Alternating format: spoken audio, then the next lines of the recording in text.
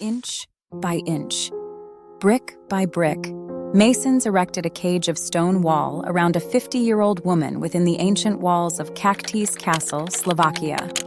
And for the next half a decade, the notorious Blood Countess remained trapped there in solitary confinement, marking the bleak end to the life of the most grotesquely extravagant female mass murderer of all time.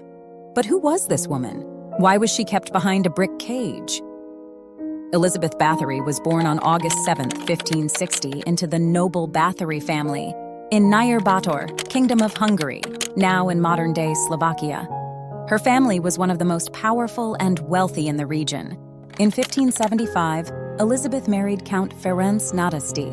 Ferenc's military duties often kept him away from home, leaving Elizabeth in lone charge of their estate. It is during this time Elizabeth Bathory began to get drawn to the occult.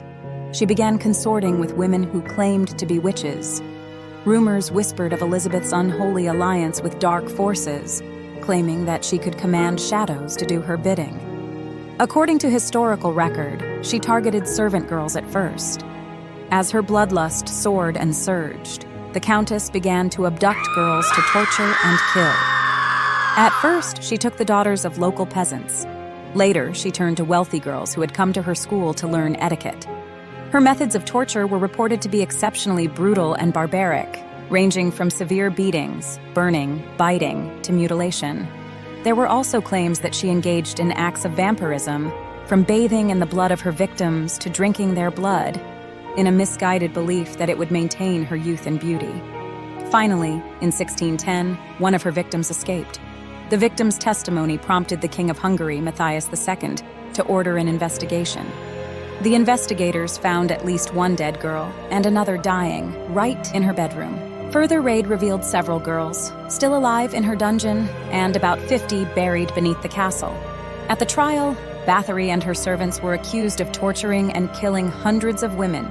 In the end, Báthory's aides were beheaded and cremated as punishment. But due to her noble status, Báthory was saved from execution. Instead, she was confined into a brick cage till her death in 1614. Despite the uncertainty and sensationalism surrounding the case, Elizabeth Bathory's legacy endures as one of the most infamous figures in history, and her story continues even now as a woman who hunted immortality as if it's her birthright. This is not the first time someone lusted for eternal life. Neither it is going to be the last time.